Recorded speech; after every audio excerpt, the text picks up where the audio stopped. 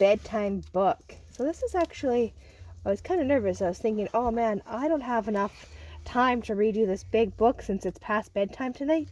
But it's nice because it's got little mini stories. So I'll just do one story for tonight, and then I'll do maybe two tomorrow night, and so on. The first one is The Three Little Cubs and the Big Bad Pig. Sounds familiar? Yeah, this way. Sounds familiar to you? Okay.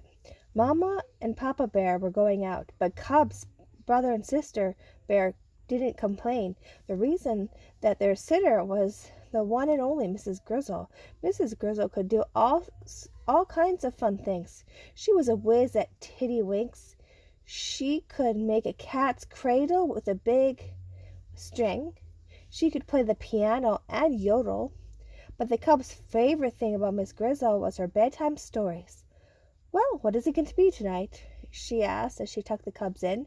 Honey Bear was already asleep in her crib downstairs. "Now it's bedtime for brother and sister. You say," said sister. "Okay," said Mrs. Grizzle. "How about the Three Little Cubs and the Big Bad Pig? I wager you've never heard that one before." Tell it, cried the cubs.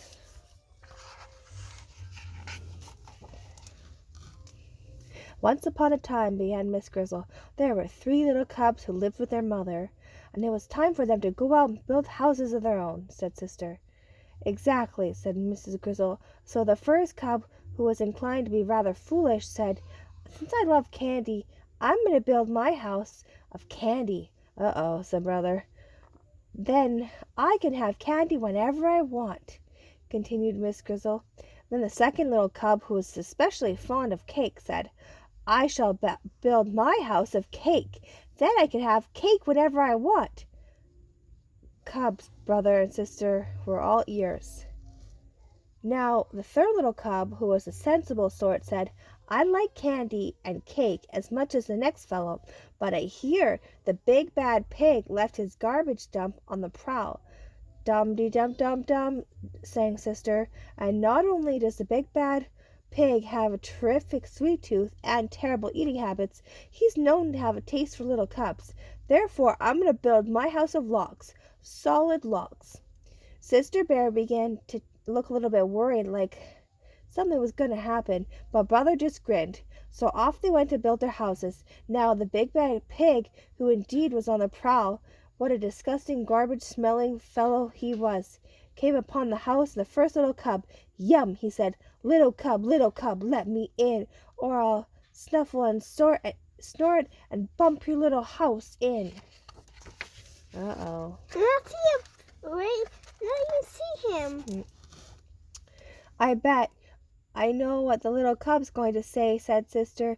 "Yeah," said brother. "He's going to say, 'Not by the hair of my chinny chin chin will I open the door and let you in,' right?" "Not by the fur of my chinny chin chin," corrected Mrs. Grizzle. "But hey, maybe you'd like to finish the story." "No, tell it," said sister. Well, anyways, the big bad pig had already eaten his way through the candy. In the meantime, he was just about to clamp on his muddy jaws on the first little cub. "Yipe!" cried the first little cub, and ran as fast as he could out of the house of the second little cub, which you remember was made of cake. "What kind of cake?" asked sister. "Oh, cupcakes, cinnamon buns, fudge cake, the whole bakery," said Mrs. Grizzle. Well, after the big bad pig gobbled down the first little cub's entire house of candy, he went to the house of the second little cub. "Open the door and let me in," he roared, "or I'll snuffle and I'll snort and I'll burp your house in." "Not by the fur of my chinny chin chin will I open the door and let you in," said the second little cub. But that big old pig had already eaten through the cake and was about to snap the second and the first little cub up in his mighty jaws. "Yipe!" they cried, and they ran to the house of the third little cub, which you'll recall was made of logs. So the big bad pig gobbled down the whole bakery worth of cake. Now he still had one little cub to go, but he was beginning to feel a little sick. "No wonder," said sister. "He's eaten a whole house of candy and a whole house of cake. Not to mention," said brother, "all the garbage he usually ate." So when he got to the house of the third little cub, he was already bent over with an awful bellyache. There was no shouting, demanding to let him in this time. He politely knocked and said, "Sir?"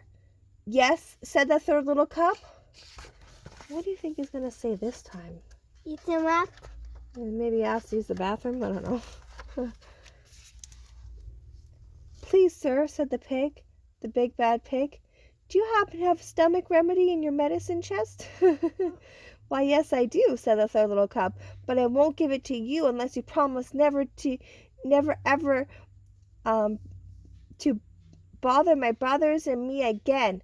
I promise," groaned the big bad pig. So the third little cup pushed a big spoon of ooey gooey pink stomach medicine through the window. Thank you," said the big bad pig as he licked the spoon clean, and he kept his promise. He never bothered the three little cubs again. "That's a pretty good story, Mrs. Grizzle," said brother. "There's only one trouble with it," said sister. "It made us hungry." "No problem," said Mrs. Grizzle. "I'll scoot downstairs with some more milk and cookies." By the time she got back, the cubs were sound asleep. The end.